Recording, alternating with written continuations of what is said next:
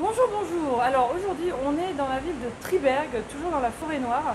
Et on va vous présenter l'endroit où on a passé la nuit, qui est une aire et un camping. C'est un truc un peu atypique. Et j'ai trouvé ça vraiment super sympa. Et on a la chance d'avoir Laura, la propriétaire, qui va vous expliquer un petit peu comment ça marche et qui va faire le tour. Voilà. Alors, Bonjour. bonjour Laura. Donc, vous êtes la propriétaire de cet endroit qui s'appelle Daheim. Oui, Et est-ce que vous pouvez nous dire qu'est-ce qu'il y a donc pour les camping-cars déjà? on a 10 places pour les camping-cars ici, 5 ici en bas et 5 plus en haut sur le toit du bâtiment. D'accord, je vais vous montrer déjà là. Donc, nous on est là, donc ça c'est 5 places et puis Oui. 5. Voilà. On a des salles de bain et des toilettes pour les camping-cars et aussi l'électricité et les gens qui arrivent avec leur camping-car peuvent aussi passer la journée dedans dans notre indoor camping. Voilà. S'il y a beaucoup de pluie, par exemple, ou pour avoir un petit déjeuner. Ouais. D'accord. Ouais. Alors on va rentrer et puis vous allez nous montrer l'intérieur du camping. Oui. Qu'est-ce que c'est? Indoor camping, c'est des vieux caravanes qu'on a restaurés et les gens qui veulent passer une nuit ici peuvent louer une caravane ici dedans dans cette ancienne usine. Et c'est comme une hostel ou comme une Comme une auberge de jeunesse. auberge, oui, oui. Et on partage les salles de bain avec les autres clients. Non, ouais, compris. Donc on va avancer un petit peu puis on va faire le tour. Donc là c'est la réception. Ça, c'est la réception. Oui. Voilà. Et puis nous y voilà. Oui, on a les anciens camping-cars ici, tout avec un autre thème. Par exemple, ça c'est notre grand-mère, et aussi une petite maison de la forêt noire.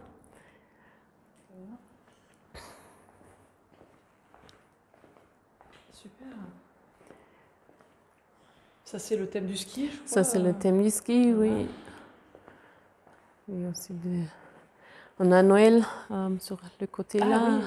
Oui. Aussi, ouais, super. Puis là, il y a un truc un peu plus exotique, je crois. Oui.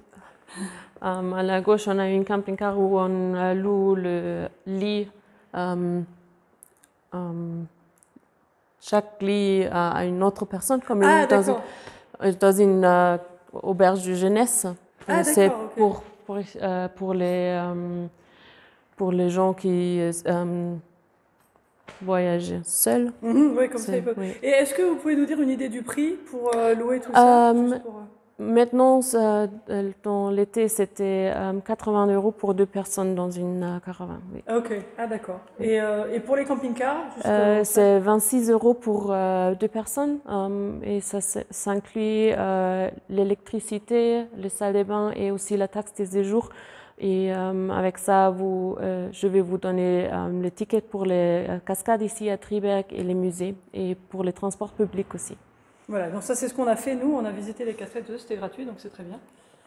Et voilà, et en tout il y a combien de possibilités de logement? Il y a 16. 16 en tout, donc 16, c'est 16 personnes ou 16 logements? 16 logements. Et en tout, ça fait combien de personnes? Ça dépend un peu combien de gens veulent partager un lit, parce qu'on a des petits lits aussi, mais on peut auberger jusqu'à 50 personnes. Ah oui, d'accord. Ouais. Et j'avais une question, est-ce que l'été c'est climatisé ici ou... Non, mais la salle n'est pas très chaude ici. Oui, je vois, c'est comme si une vieille usine, oui. ça a l'air d'être assez costaud. Bon, bah, très bien, je crois que je vais continuer de faire le tour, mais bon, en tout cas, merci beaucoup d'avoir pris le temps. Et puis, on vous souhaite bon courage et bonne continuation avec tout ça. Merci. Bon, alors, je prends la suite de Laura qui vous a dit quand même à peu près toutes les choses importantes. Alors, je trouve que c'est un concept très intéressant, je ne l'avais pas vu, je vais vous montrer un petit peu les autres campings et caravanes. Alors donc, comme elle dit, si ça vous tente de faire un truc un petit peu rigolo, vous pouvez aussi garer votre camping-car et puis loger ici.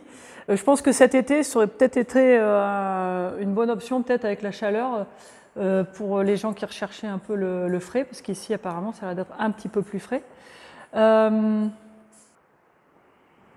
Alors là, je crois que on a fait à peu près tout le tour des trucs. Voilà, il y a ça aussi. Il y a ça qui est des autres thèmes, donc c'est assez sympa. Alors il y a aussi une petite machine à café. Et puis je vais ressortir et je vais vous montrer. Il y a un autre étage qu'ils sont en train d'aménager, donc ça va s'agrandir. Et alors un des trucs que je voulais dire. Alors à Triberg, j'avais regardé, alors il y a un camping qui est un petit peu plus loin, mais c'est pas carrément dans la ville. Triberg, c'est connu pour les coucous, c'est un truc touristique, il y a les chutes d'eau qui sont les plus hautes d'Allemagne. Et du point de vue parking, alors il y a effectivement un parking, j'ai vu dans la ville, mais qui n'a pas du tout de service, qui coûte pas très cher, mais il doit y avoir 4 ou 5 places. Donc là, ici, ça fait quand même 10 places de plus, c'est bon à savoir. Parce qu'il n'y a quand même pas grand-chose à Triberg. Alors voilà, ça, il y a aussi un petit café, donc tout ça. Voilà. Et du point de vue des services, donc ici, ce qu'on nous a expliqué, en fait, c'est qu'il n'y a pas de service pour on peut remplir d'eau, mais il n'y a pas de service de vidange ou de WC. Et ça, c'est pardon, c'est une prérogative de la ville parce que c'est une ville qui a l'air d'être assez dense. C'est petit, mais c'est assez densément, c'est un mot, peuplé. Et donc, il y a déjà des problèmes d'évacuation des eaux. Donc, si on fait ça en plus, ça fait trop. Donc, il faut savoir que donc, si vous venez là, vous avez quand même des sanitaires. Donc, vous aurez de quoi. Mais bon, si vous avez besoin de faire la vidange, il faudra avancer ailleurs. Donc, ça, il faut s'en souvenir. Donc là, à ce niveau, donc ça c'est l'entrée principale qui est donc la ville de Triberg, elle est juste là. Hein. Bon, c'est un petit peu à contre-jour, je suis désolée. Et puis les cascades sont à 5 minutes dans cette direction. Vous arrivez par ici. Alors, il faut faire attention sur le GPS. Moi, j'avais trouvé l'endroit qui s'appelle Daheim, donc Indoor Camping, sur le GPS. Et puis, ça nous a amené en haut. Alors, c'est accessible, hein, ça va, mais c'est une petite route qui est pas très large. Donc si vous voulez venir là, il vaut mieux éviter de faire ce qu'on a fait et de faire demi-tour et de revenir. L'avantage d'être en bas, s'il y a de la place, c'est que vous êtes au niveau des sanitaires. Alors je vais vous montrer ça tout de suite. Il y a un ou deux autres petits véhicules là, qui doivent être loués aussi. Voilà, il y a un vieux petit fourgon Volkswagen qui est là. Et donc là, vous avez cette porte. Alors la porte extérieure, elle s'ouvre toute seule et quand vous arrivez ici, donc là vous avez ça. Et alors quand vous arrivez, on vous donne cette petite clé, là, voilà. Et donc ça c'est un truc automatique qui va ouvrir. Là ça devient vert et là vous pouvez rentrer. Donc ça c'est assez sécurisé, hein, c'est bien. Et puis lumière automatique. Donc là vous avez les WC hommes, les WC femmes. Bon, c'est bien, hein, c'est propre. Il y a du papier toilette, du savon et tout, et il y a des douches. Alors, je pense pas qu'il y ait des gens, donc là, coucou, c'est moi. Donc là, il y a des douches qui sont très bien aussi, hein, avec eau chaude et tout, des lavabos. Ça a l'air d'être assez neuf aussi. Hein. Il y a même une grande douche, là, ça fait un truc super luxe. Vous voyez, quelqu'un qui s'est dans les services ce matin. Donc voilà, ça, ce sont les sanitaires donc, qui sont à ce niveau. Et puis, on va ressortir.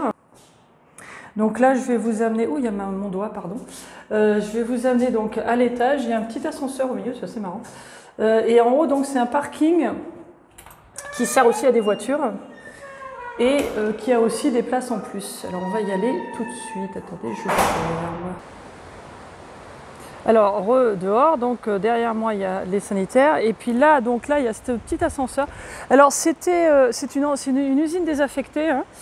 Et avant, ça faisait des produits de refroidissants à moteur apparemment. Alors, ils ont gardé des vieilles machines quoi, pour garder un certain, un certain charme, c'est assez marrant.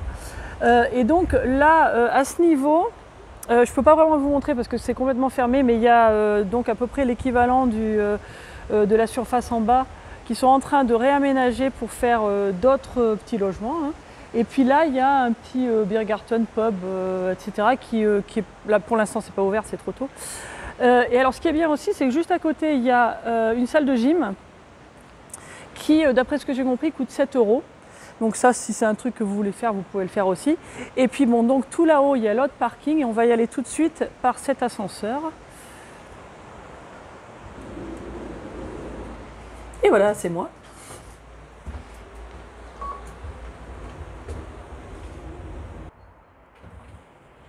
Et donc ici, donc vous avez de nouveau hein, le drapeau qui dit que c'est bien là pour descendre. Et alors là, c'est parking voiture donc. Et ici, vous avez les dernières places qui ont aussi l'électricité qu'on voit là-haut. Donc il y a des avantages aux deux, hein. Ici pour l'hiver c'est pas mal, vous êtes en plein soleil et puis c'est bien placé, c'est joli, hein, il y a une jolie vue. Et puis de là il y a des petites balades et puis bon, je vous dis tout est vraiment très très pratique et très rapide à Triberg. Il y a tout, il y a des petits supermarchés, il y a de quoi acheter à manger, il y a des restos, il y a des vraiment très belles balades à faire. Et puis c'est vraiment joli quoi. Voilà. Et puis là, bon, je vais faire voir donc les bornes électriques. Et donc, alors un autre truc qui est très sympa, donc vous avez vu que Laura parle très bien français.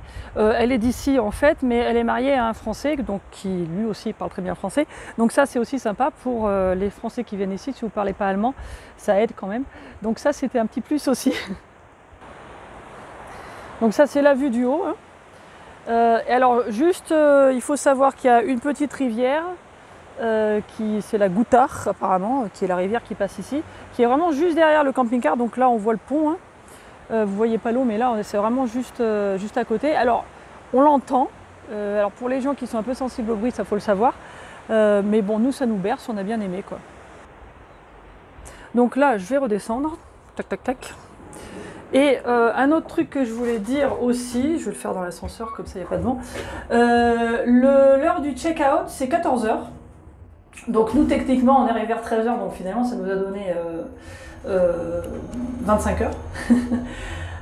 Mais donc ça c'est bon à savoir parce qu'en général dans beaucoup d'endroits quand c'est des campings comme ça le check-out c'est plus tôt. Là pour tout le monde, bon après si vous arrivez à 17h ce sera quand même check-out à 14h. Ça fait partie des choses. C'est pas 24 heures comme une aire de camping-car habituelle. Et j'ai oublié de vous dire, comme d'habitude, je vous mets dedans, dans la description, le lien de Google Maps et le site web aussi, comme ça vous pourrez avoir tous les détails qu'il vous faut sur cet endroit. Voilà.